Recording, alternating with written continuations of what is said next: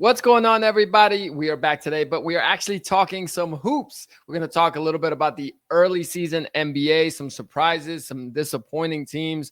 Cosmo is going to join us. I'm going to let him snoop around the room a little bit. So if we hear him calling for my attention, I'll pick him back up. But let's see what he'll explore for a minute. All right, let's get right to it. So we're going to go through the Eastern Conference and Western Conference standings, where they stand right now. Most teams have only played about 4 games right now, so it's really early in the season. It's important to take that into account, considering that a lot of teams like the NBA Finals team from the Eastern Conference last year, the Indiana Pacers, weren't off to a great start last year. I think they were 10-15 at one point. And, all right, come in, buddy. So he wants to come up here. They were 10-15 at one point and ended up making the finals. So not a lot to take from this, but some patterns that you can start to notice and maybe start, thinking to yourself like, is this a trend? Is this where this is going to go? So let's start with the Eastern Conference. Right now, the Bulls are the number 1 seed. They're 4-0. They're playing great basketball. The thing with the Bulls, obviously, is if you ask me, I just think that they've had a pretty relatively easy schedule to start off. And that's not to say that it seemed to be easy at the start of the season, because many people thought Detroit, Orlando, and Atlanta were going to be legit teams. But Detroit, Orlando, and Atlanta haven't gotten to such a hot start either. We'll talk about Orlando in a little bit. But that's the thing with the Bulls. But you can only play the teams that are in front of you. They play who do they play next? The Knicks. So that'll be a test right there. So if they go 5-0 after beating, let's say, the Knicks, now we're talking, because the Knicks at least have players that are capable of being consistent night in and night out, even though they're only sitting at 2-2 right now as well. So Bulls are 4-0. Philly, the Sixers are 4-0 as well. Miami Heat are 3-1. Bucks are 3-1. Cavaliers are 3-2, and the Pistons are 3-2. Now, the Pistons, I think lately have kind of started to pick it up a little bit. Obviously, they got off with that loss to Chicago. Then they won at Houston, so that's a pretty good win for Detroit. Then they played the Celtics, got that win. Then, they lost to Cleveland. And again, Cleveland we expect to be a good team the whole year round. And then they took care of Orlando. Now, Orlando, Detroit is those are the 2 teams that I'm kind of watching, because we thought those 2 teams were going to be pretty damn good. And right now, I mean, Detroit is not looking that great at 2-2. They're all right. 3-2 at 500. But Orlando, the Magic are 1-4, and that's a really disappointing start to the season for them. I'm trying to look through their schedule to see who exactly they've played, but they started off with a win against Miami, and then they've had 4 straight losses: Atlanta, Chicago, Philadelphia, and Detroit. So all Eastern Conference games that they've played so far. They're playing Charlotte right now as I'm recording this. So you would think that it's, Orlando's got to get their stuff going, and they have, back, 2 games here back-to-back, Charlotte and Washington. Hopefully helps them out. Then they got Atlanta, and then back-to-back with the Celtics. So they don't really, the tough games start coming up later in November when they have to see Houston, Golden State, the Clippers. So that's when things will start getting more challenging for them. So if they kind of can, get right by then, that'll be important, because many people think the Magic could be a, home court advantage team in the playoffs. I mean, it sure seemed like if they were healthy, this year could be that year, but not so much. So again, the biggest surprise I would say is the Bulls, because no matter the competition, you still got to give them credit. And the teams that they've beaten aren't like an 0-5 Brooklyn Nets team. It's still the Pistons are 3-2. It's the Hawks who are 2-3. So it's certain teams that are around, the same area where we thought the Bulls would be. And many actually thought the Bulls would be worse than those teams, and they've taken care of those games. So right now, the Bulls are playing great ball. Philly, like I said, at 4-0, also playing great ball. And the biggest takeaway for me from them is VJ Edgecombe looks legit. And if he's going to be exactly what he's been doing, at that point, then you got to think, if Embiid is healthy, this team will definitely be in the playoffs. And maybe this is their year that they break through, because the Edgecombe, you really just need him to be a contributor. Paul George's not even playing. And Maxey has led the team in scoring in all 4 games. The opener at Boston, he had 40 points. Then he dropped 28 against Charlotte at home. He dropped 43 at home against Orlando. And the last game at Washington, an overtime game, he had 39. So he's averaging in the mid-30s right now. And obviously that might not be sustainable, but Maxey has just been, incredible for the Sixers team. He looks like they're 1A right now. And he's led them in assists in all of those games with 6, 9, 8, and 10. So again, Tyrese Maxey off to a great start. And like I said, VJ Edgecombe, if he can be a little spark plug for them, and he's been more than that so far, once Embiid, let's say, gets healthy and can be a contributor, maybe the Sixers team is actually, going to be the one that ends up, being number one in the Eastern Conference. We'll see. The Heat and the Bucks. Look, this stands out for me with the Heat. I did not think the Heat were going to be very good or have a great season. But if you look at their schedule, they started off with that loss against Orlando, and then they won at Memphis, at home against New York, and then Charlotte. They'll get a couple tough games here as they, take care of a 4-game road trip where they go at San Antonio, at the Lakers, at the Clippers, and at the Nuggets. We'll see how they fare in those. But the thing that's standing out with me with the Miami Heat is their point differential. And again, I talked about this with football a little bit to connect it to basketball. The OKC Thunder led the league in point differential last year. And that's why many people thought most times when that happens in the regular season, that team is destined for the finals. And that's exactly what happened. And this year, not that the Heat are going to make the finals, but out of all these Eastern Conference teams, they're by far and away the one with the biggest point differential, which is 15.7 right now. So they are just dominating is what it looks like. And the next closest is the Chicago Bulls at 8.5. So they're not even that close to them. Again, that's pretty impressive. The Bucks look good to me. We're talking about all these teams and, being completely honest, the Bulls, I think, will obviously kind of fall back and revert to, the means. I think they'll be a 500 basketball team. The Sixers, I think, have a chance of being really good, but we'll see once they get back from their injuries and start playing some Western Conference opponents. The Heat, that might be sustainable once, they got Eric Spoelstra, so everything, you got to think about there. But with the Bucks, I do think that this Milwaukee team, watching them play, I didn't even realize they had Cole Anthony now, who's been contributing nicely to them. So they have this other kid, too, that played the other day, and I'll find out who this is. And I was like, where did this kid come from? Ryan Rollins, that's who it is. He's only making $4 million this year, but he's averaging 15 points a game and got 4 assists, shooting 35% from 3.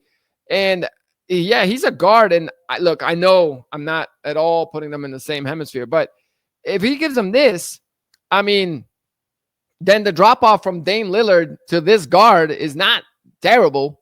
And they were able to add Miles Turner in the offseason. So look, when they made that trade and they decided to eat $20 million a year of dead cap money for Dame, what that meant is we got to strike luck with the cheap guys. And this guy, Ryan Rollins, if he can become a guy for them, then that could be the difference. That's one of those moves that could make an impact moving forward. So the rest of the East shapes up with the Knicks, Hornets, 7, 8, 9 is Atlanta, 10 is Boston.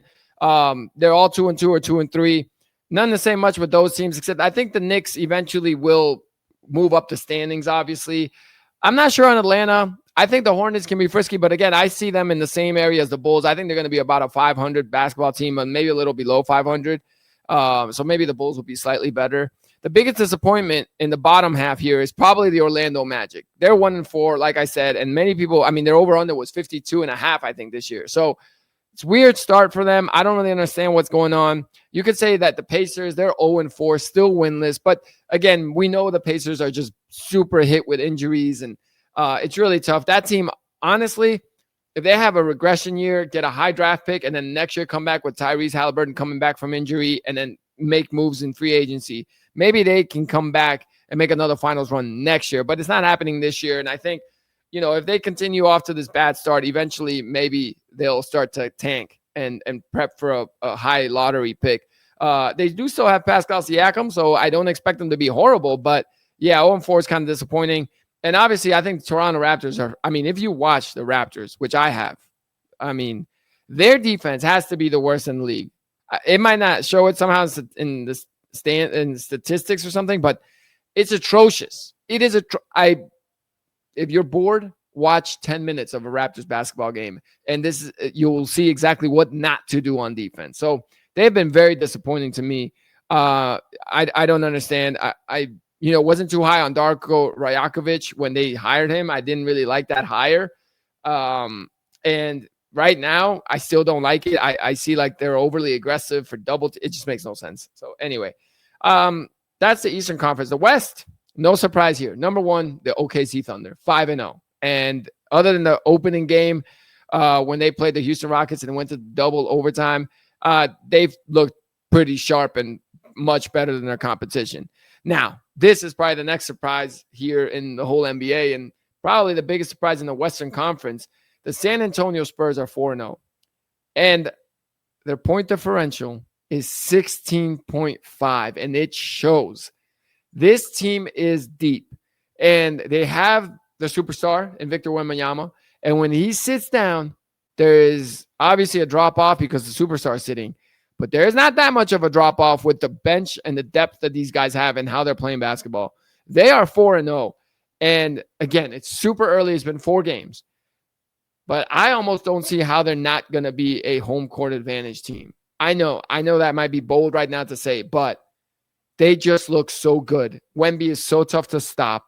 Dylan Harper looks like he can contribute. Again, when good teams have a rookie that can contribute, not be a star, not be even a starter, but that can contribute, that's huge. That is huge. And Dylan Harper looks like that. The Warriors, 4-1, also looking great. I mean, I kind of mentioned this when we were previewing the NBA, and I said, I think last year, when they acquired Jimmy Butler in the regular season, I think the record was like 22-2. They just play really well together, and it shows. So they've been playing great. Denver, 3-1, also point differential, 15.8.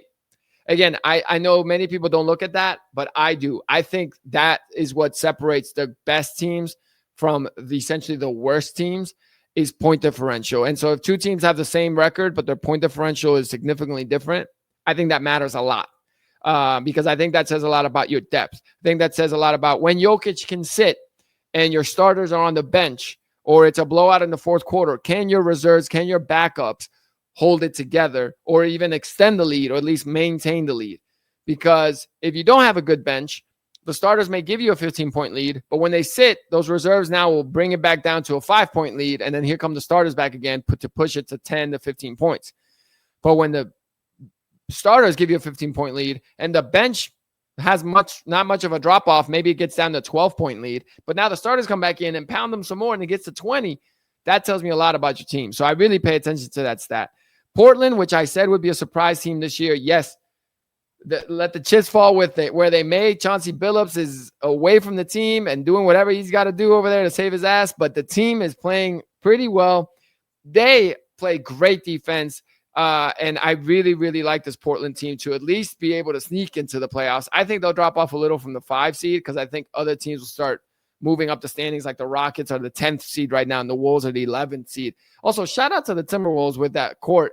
That court looks good with the lighting. That was just super awesome to see. I'll show you guys a picture here in a minute. But it just, that's what I'm talking about. This court, I mean, not just the court, just the lighting, everything about it. It looks great. Target Center, y'all did it right. So we'll have to I'll have to get a picture up here, but let me get it so you guys can see what I'm talking about, because they essentially went to the Showtime lighting, just kind of how the Lakers used to have, and it looks really nice. So here's that court. I mean, look at it. It's a beauty. This looks great. So good job, Timberwolves. Really well done. I mean, even the logo right there, that looks great, doesn't it? The jerseys are sick. So well done by the Minnesota Timberwolves. So ultimately, the Wolves are 2-3. Ant Edwards is hurt for a little bit. So I'm going to hold off on judging them for now, because even if they just play 500 ball till Ant gets back, their best player is not there. So once he gets right and he comes back, then we'll start judging them and seeing how they play. And they could have won this last game against the Lakers, but Austin Reeves took over. And Austin Reeves has been balling. The Lakers sit at 7th right now. I don't know what to make about the Lakers, because if they maintain this and stay in that 6-7 range while Luka and LeBron is out, then you've got to think when those guys get back, they might, move up the standings. I didn't have them that high up. I thought they would be around a little over 500, maybe like a 42-40 team this year. But right now, if Austin Reeves is going to play like this and the kid is balling out, then maybe you figure out a way to give him a little more respect when Luka and LeBron get back, and don't just tell him, all right, you're the third option. Maybe he's got to become the second option, and LeBron just kind of got to play point guard a little bit more. So we'll see. But ultimately, the Lakers got a lot of talent that's missing because of injuries right now, and they're still 3-2. So again, all this is super early, but obviously, I love the NBA. I love talking about the NBA basketball. The Rockets are 2-2, and the size that they have is great. And again, see, this is what I'm talking about. So the Clippers right now are 2-2. Their point differential is minus 1.5, which means they barely have beaten teams. Barely. Now, the Rockets are 2-2, but their point differential is 10.3.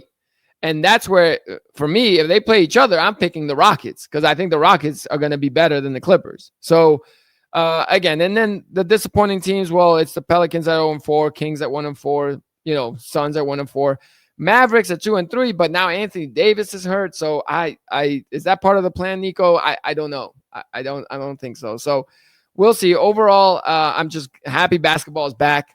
Again, the Bulls are the biggest surprise in the Eastern Conference. The biggest disappointment in the Eastern Conference is the Orlando Magic. In the West, the biggest surprise is the San Antonio Spurs. I think they're ready. Like, they are ready now. Like, I think they could compete for a championship ready. And the biggest disappointment, this one's actually pretty tough. Biggest disappointment in the West, because everyone's kind of where we expected. I guess I would go, it's so early. I mean, the Rockets are 500. I'm not going to make them the biggest disappointment. It might be the Clippers or the Mavs, to be honest. The Clippers, the reason is because the first game of the season, they played Utah and they got smacked. And I don't know what it is with that team. I thought they're going to be, again, it's so early, but I just thought they would be off to a good start because they obviously have returning pieces with James Harden. Kawhi Leonard's actually healthy.